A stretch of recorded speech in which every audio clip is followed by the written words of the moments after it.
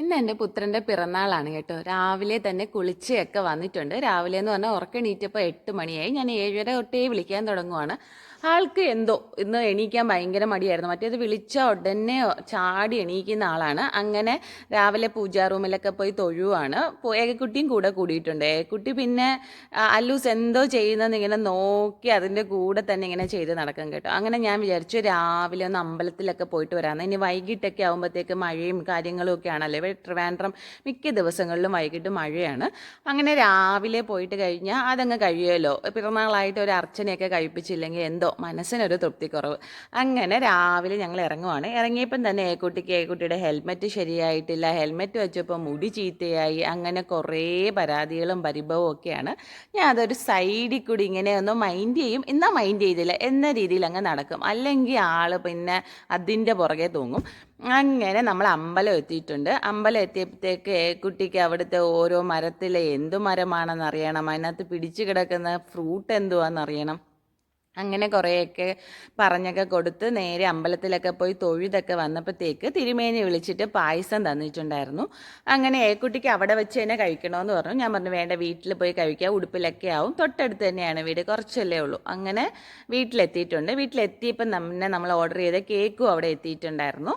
അങ്ങനെ അല്ലുക്കുട്ടന് അച്ഛനില്ലാത്തൊരു പരിഭവമുണ്ട് കേട്ടോ. ഇപ്രാവശ്യം അവൻ്റെ ബർത്ത്ഡേക്ക് അരുണിന് വരാൻ പറ്റിയിട്ടുണ്ടായിരുന്നില്ല. ഇനിയും നാളെ ആവുമ്പോൾ മെയ് 1 അവധി ഉണ്ടല്ലോ, പിന്നെ ഒരു ദിവസത്തേക്ക് ലീവ് എടുക്കണ്ടെന്ന് വെച്ചു. അങ്ങനെ നമ്മൾ മെയ് 1 അരുൺ വന്നിട്ട് നല്ല രീതിയിൽ ആഘോഷിക്കാന്നൊക്കെ പറഞ്ഞിരിക്കുകയാണ്. എന്ന് വെച്ചാൽ പായസവും അങ്ങനെയൊക്കെ വെച്ച്, ഇന്ന് നമ്മൾ അങ്ങനെ പായസം അങ്ങനെയൊന്നും വെച്ചിട്ടുണ്ടായിരുന്നില്ല.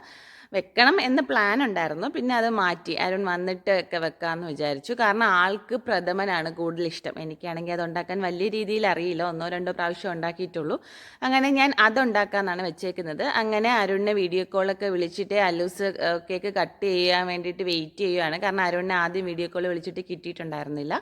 അത് കഴിഞ്ഞ് വീഡിയോ കോളൊക്കെ വിളിച്ച് കിട്ടിയ ശേഷമാണ് ആൾ കേക്ക് പോലും ഓപ്പൺ ആക്കിയിട്ടുണ്ടായിരുന്നത്. കാരണം അച്ഛനെ ആദ്യം കാണിക്കണം എന്നൊക്കെ പറഞ്ഞിരിക്കുമായിരുന്നു.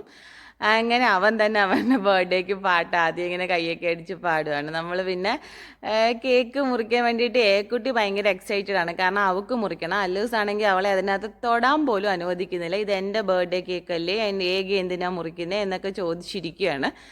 അങ്ങനെ അല്ലൂസ് അതിനകത്ത് ഹാപ്പി ബർത്ത്ഡേ ഡിയർ അല്ലൂസ് എന്നാണ് എഴുതിയത്. അതിൽ അല്ലൂസ് എന്ന് എഴുതിയ ഭാഗമാണ് അവൻ ആദ്യം കട്ട് ചെയ്യുന്നത്, ആ അല്ലൂസ് എന്ന പേര്.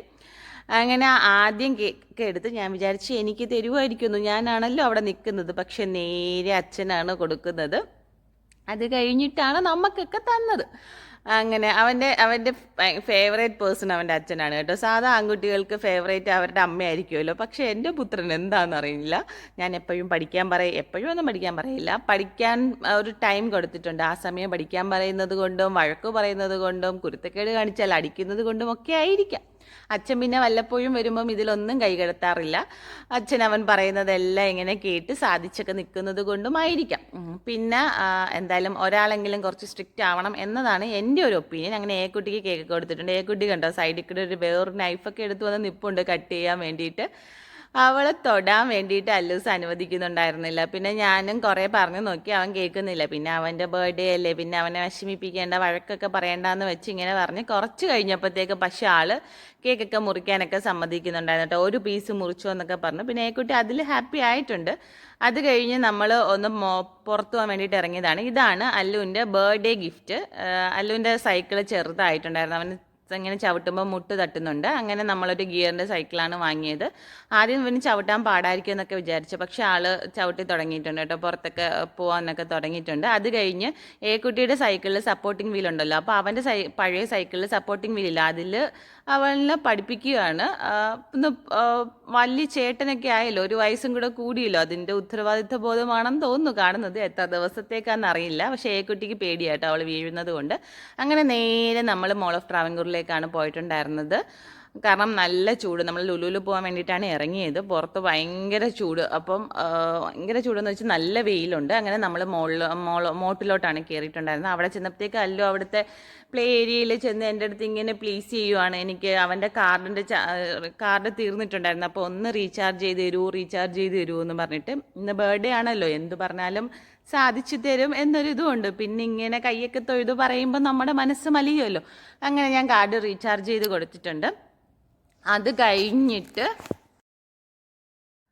കഴിഞ്ഞിട്ട് പിന്നെ രണ്ടുപേരും ഇങ്ങനെ തപ്പി നടക്കുവാണ് ഏത് ഗെയിമിലാണ് ടിക്കറ്റ് കിട്ടുക എന്നുള്ളത്. ഈ ടിക്കറ്റ് കിട്ടുമ്പോൾ നമുക്ക് അവിടെ ഒരു ടിക്കറ്റ് മെഷീൻ ഉണ്ട്. അതിനകത്ത് കൊണ്ടുവന്ന് ആ പോയിന്റ്സ് കിട്ടുന്ന പോയിന്റ്സ് നമ്മൾ കാർഡിൽ ആഡ് ചെയ്യാൻ പറ്റും. അങ്ങനെ എന്തൊക്കെയോ ഒരു ഗെയിം നോക്കി ഒരു ഫിഷിംഗ് ഗെയിമൊക്കെ കണ്ടുപിടിച്ചിട്ടുണ്ട്. കുറേ ഗെയിം കണ്ടുപിടിച്ചു. അതിൽ ആദ്യം ഈ ഫിഷിംഗ് ഗെയിമാണ് ചെയ്തപ്പം തന്നെ കണ്ടില്ലേ, കുട്ടിക്കും ചെയ്യണം. അപ്പോൾ കുട്ടിക്ക് സ്പീഡിൽ ചെയ്യാൻ പറ്റില്ല, അപ്പോൾ പോയിന്റ് പോകും എന്ന് പറഞ്ഞ് അല്ലൂസ് ആദ്യം കൊടുക്കുന്നില്ല. പിന്നെ ഞാൻ പറഞ്ഞു ഒരു പ്രാവശ്യം ഒന്ന് കൊടുക്കുമെന്ന് പറഞ്ഞപ്പോൾ ആൾ കൊടുത്തിട്ടുണ്ട്. പക്ഷേ കുട്ടി ചെയ്തത് അതിൻ്റെ ആ ഒരു പോയിന്റ് കിട്ടിയിട്ടുണ്ടായിരുന്നില്ല. അങ്ങനെ അല്ലൂസ് ആദ്യമൊക്കെ വഴക്ക് പറഞ്ഞു. പിന്നെ കുട്ടി കുഴപ്പമില്ലാതൊക്കെ മാറി. നമുക്കൊന്ന് ഇതെന്തുവാന്നൊന്ന് ഇങ്ങനെ നോക്കിയാൽ മതി കേട്ടോ. ആൾക്ക് അങ്ങനെ പ്രശ്നമൊന്നുമില്ല. അവൻ്റെ കൂടെ നിന്ന് അവൻ ചെയ്യുന്നതെല്ലാം ഒന്ന് ചെയ്യണം. അങ്ങനെ അല്ലൂസ് കണ്ടോ എൻ്റെ പോയിന്റ് പോയെന്നും പറഞ്ഞ് തലയിലൊക്കെ കൈവെക്കുവാണ്. കുട്ടിയപ്പോൾ അല്ലു കയറി പിടിച്ചത് കൊണ്ടാണ് പോയതെന്നൊക്കെ പറഞ്ഞ് അതങ്ങ് അവൻ്റെ മുകളിലാക്കിയിട്ടുണ്ട്. അത് കഴിഞ്ഞ് കുട്ടിക്ക് ഒരു ഇതാണ് കേട്ടോ ഞാൻ പറഞ്ഞ ടിക്കറ്റ് മെഷീൻ. അതിനകത്ത് അല്ല, ഇത് ടിക്കറ്റ് മെഷീൻ അല്ല കേട്ടോ, ഇത് നമുക്ക് പോയിന്റ് കിട്ടുന്നതാണ്. ഗെയിം കളിച്ചതിൻ്റെ പോയിന്റ് ആ ഒരു ഗെയിം മെഷീനിന് തന്നെ ഇങ്ങനെ ഒരു പേപ്പർ രൂപത്തിൽ ഇങ്ങനെ വരും. അത് കൊണ്ടുവന്ന് ഇതാണ് ടിക്കറ്റ് സ്റ്റേഷൻ. അതിനകത്ത് കൊണ്ടുവന്ന് ഇതിങ്ങനെ വെച്ച് കൊടുക്കുമ്പോൾ അതങ്ങ് തിരിച്ചു കയറി പോയിക്കോളും. എന്നിട്ട് പോയി ലാസ്റ്റ് ആവുമ്പോഴത്തേക്ക് എത്ര പോയിന്റ് കിട്ടിയെന്ന് അതിനകത്ത് കാണിക്കും. അത് നമ്മൾ സൈഡിൽ നമ്മളെ കാർഡ് സ്വൈപ്പ് ചെയ്യാൻ വേണ്ടിയിട്ടൊരു ഒരു ഏരിയ ഉണ്ട്. അവിടെ ഇങ്ങനെ വെക്കുമ്പോഴത്തേക്ക് ആ ഒരു പ്ലേസിൽ വെക്കുമ്പോഴത്തേക്ക് അതിനകത്ത് നമ്മൾ ആഡ് ആയിക്കോളും, നമ്മുടെ കാർഡിലോട്ട് ആഡ് ആവും. അത് കഴിഞ്ഞ് കുട്ടിക്ക് ഇവിടെ ഒരു ക്യാൻഡി ഫാക്ടറി അങ്ങനെ ഒരു ടോയ് ഉണ്ട്, അങ്ങനെ ഒരു ഗെയിമുണ്ട്. ആ ഒരു ഗെയിമിൽ കളിക്കുകയാണ്. സാധാരണ നമ്മൾ ഈ ഗെയിമിൽ കളിക്കുമ്പോൾ നമുക്ക് കുറേ ചോക്ലേറ്റ് കിട്ടും. ഭയങ്കര ഈസിയാണ്. എനിക്ക് ഈസി ആയിട്ട് തോന്നിയിട്ടുള്ളത് ഈ ഒരു സംഭവമാണ്. പക്ഷേ കുട്ടി കുഞ്ഞല്ലേ, അവൾക്ക് തന്നെ ചെയ്യണമെന്ന് വാശി പിടിച്ചത് കൊണ്ടും ആളെ കൊണ്ട് തന്നെ ചെയ്യിപ്പിച്ചത്. ഈ ഒരു കുഞ്ഞ് ക്യാൻഡിയാണ് കേട്ടോ കിട്ടിയിട്ടുണ്ടായിരുന്നത്. അതിനും അല്ലൂസ് ഇനി ഞാൻ തരില്ല, ഇനിയുള്ള ഗെയിം മൊത്തം ഞാൻ പറയുന്നതേ കളിക്കാവൂ എന്നും പറഞ്ഞ് അവൾക്ക് പറയുന്നുണ്ട്. പക്ഷെ ആൾ ഹാപ്പിയാണ്, ആൾക്ക് ചോക്ലേറ്റ് കിട്ടിയല്ലോ. അത് കഴിഞ്ഞ് കുട്ടിക്ക് ബ്രോസ്റ്റഡ് കഴിക്കണമെന്ന് പറഞ്ഞ് നമ്മൾ പിന്നെ ബ്രോസ്റ്റഡ് കഴിക്കാൻ വേണ്ടിയിട്ട് വന്നിട്ടുണ്ടായിരുന്നു. ബ്രോസ്റ്റഡ് കഴിച്ച് കഴിഞ്ഞപ്പോഴത്തേക്ക് പിന്നെ അവർക്ക് കരിമ്പിൻ ജ്യൂസ് കഴിക്കണം. ഇവരുടെ ഫേവറേറ്റ് ജ്യൂസാണ് കേട്ടോ ഷുഗർ കെയിൻ്റെ ജ്യൂസ് എന്ന് പറയുന്നത്. അല്ലൂസ് അങ്ങനെ ഫ്രൂട്ട്സും ഒന്നും കഴിക്കില്ല, പക്ഷേ ഈ ഒരു ജ്യൂസാണ് അവൻ്റെ ഫേവറേറ്റ്. എവിടെ പോയാലും ഈ ഒരു മെഷീൻ കണ്ട് അവൻ വാങ്ങിക്കാറുണ്ട്. ഇവിടുത്തെ മെഷീൻ പിന്നെ കുറച്ചുകൂടെ അഡ്വാൻസ് ആണല്ലോ. അങ്ങനെ ജ്യൂസ് വാങ്ങിക്കാൻ വേണ്ടി വെയിറ്റിംഗ് ആണ്. ജ്യൂസൊക്കെ ഞാൻ പിന്നെ ഓർഡർ ചെയ്തിട്ട് ഞാൻ പോയി തിരിച്ച് ചെയറിലിരിക്കുകയാണ് ചെയ്തത്. ഇവരാണ് പിന്നെ എടുത്തിട്ട് വന്നത്. കാരണം അത് ആ ഒരു അടിക്കുന്ന പ്രോസസ്സ് ഇങ്ങനെ കണ്ടുകൊണ്ടിരിക്കാൻ വേണ്ടിയിട്ട് ഇവർക്ക് ഇഷ്ടമാണ്. പിന്നെ ഞാൻ അവിടെ ചുമ്മാ നിന്ന് സമയവും കളയണ്ടല്ലോ, ഞാൻ അവിടെ ഒന്ന് ഇരിപ്പായിട്ടുണ്ടായിരുന്നു. പിന്നെ അധികം ആൾക്കാരൊന്നും ഉണ്ടായിട്ടില്ല, അതുകൊണ്ട് വായനോട്ടമൊന്നും നടന്നിട്ടുണ്ടായിരുന്നില്ല. പിന്നെ അവിടുത്തെ 7th ആനിവേഴ്സറി ആണ് മോട്ടിൻ്റെ കേട്ടോ. അപ്പോൾ അവിടെ ഇങ്ങനെ കറങ്ങുന്ന സംഭവമൊക്കെ വെച്ചിട്ടുണ്ട്. അല്ലൂസ് അതിൻ്റെ ചുറ്റും നടന്നിങ്ങനെ എന്തൊക്കെയോ ഡാൻസ് കളിക്കുകയോ ഓടുകയൊക്കെ ചെയ്യുവാണ്. അത് കഴിഞ്ഞ് കുട്ടിക്ക് പിന്നെ മൊമോസ് കഴിക്കണമെന്ന് പറഞ്ഞു. പിന്നെ അവിടുത്തെ മൊമോസിൽ കയറിയിട്ടുണ്ടായിരുന്നു. ഞാനാണ് കേട്ടോ ഓർഡർ ചെയ്യാൻ പോയത്. ഇവരെ കൊണ്ടുപോയാൽ ഇവർക്ക് മൊമോസ് ഭയങ്കര ഫേവറേറ്റ് ആണ്. അപ്പോൾ ഇവരവിടുത്തെ വലിയ ഐറ്റംസ് ഒക്കെ ഓർഡർ ചെയ്യും. അതുകൊണ്ട് ഞാൻ പറഞ്ഞു നിങ്ങൾ ചെയറിലിരുന്നോ, ഞാൻ പോയി ഓർഡർ ചെയ്തിട്ട് വരും, ഞാൻ ഓർഡർ ചെയ്യുന്നത് മാത്രം കഴിച്ചാൽ മതിയെന്ന്. അങ്ങനെ ഞാൻ 2 പ്ലേറ്റ് സ്റ്റീം മൊമോസ് ആണ് ഓർഡർ ചെയ്തിട്ടുണ്ടായിരുന്നത്. അത് കഴിഞ്ഞ് അത് ഓർഡർ കിട്ടാൻ വേണ്ടിയിട്ട് നമുക്ക് ഒരു വെയിറ്റിംഗ് ടൈം ഉണ്ടല്ലോ, അത് 10 മിനിറ്റ്സ് ആണ് പറഞ്ഞത്. അപ്പോഴത്തേക്ക് 2 എണ്ണവും പോയി മെനു ഒക്കെ നോക്കുന്നുണ്ടായിരുന്നു. അമ്മ ഏതാ ഓർഡർ ചെയ്തത് എന്നൊക്കെ ചോദിക്കുന്നുണ്ടായിരുന്നു. അങ്ങനെ ഐറ്റം വന്നപ്പോഴത്തേക്ക് 2 പേർക്കും 2 പ്ലേറ്റ് ഉണ്ട്. എന്നാലും 2 പേരും അടികൂടാനൊക്കെ നോക്കിയിട്ടുണ്ട്. അത് കഴിഞ്ഞ് കുട്ടി ഒരു മൊമോസ് എടുത്തപ്പോഴത്തേക്ക് അത് താഴെ വീണു. അപ്പം ഞാൻ പറഞ്ഞു ഇനി കഴിക്കേണ്ട കുട്ടി എന്ന് പറഞ്ഞ് മേടിച്ച് വെച്ചത് ആൾക്ക് അധികം ഇഷ്ടപ്പെട്ടിട്ടില്ല. പിന്നെ അവർ കൊണ്ടുവന്ന് അത് മാറ്റിയിട്ട് വേറൊരു പീസ് കൊടുത്തിട്ടുണ്ട്. കുട്ടി എന്താ താഴെ വീണ കുഴപ്പം, ടേബിളിലല്ലേ വീണേന്നൊക്കെ പറഞ്ഞ് കുറച്ചൊക്കെ ഇങ്ങനെ ഉടായ്പ കാണിച്ചിട്ടുണ്ടായിരുന്നു. പിന്നെ അവർ കണ്ടിട്ടുണ്ടായിരുന്നു. അപ്പോൾ അവർ വേറൊരു പീസ് കൊണ്ടുവച്ച് കൊടുത്തപ്പോഴത്തേക്ക് ആൾ ഹാപ്പിയായി. അല്ലെങ്കിൽ അവിടെ ഭൂലോക യുദ്ധം നടന്നതിന് അല്ലൂസിന് 4 എനിക്ക് 3 എന്നൊക്കെ പറഞ്ഞ്. പിന്നെ ഞാനും മേടിച്ചിട്ടുണ്ടായിരുന്നു ഒരു പ്ലേറ്റും കൂടെ. കാരണം ഇവരുടെ പ്ലേറ്റിൽ കൈവിട്ട് വരക്കം നടക്കില്ല എന്ന് മനസ്സിലായിട്ടുണ്ടായിരുന്നു.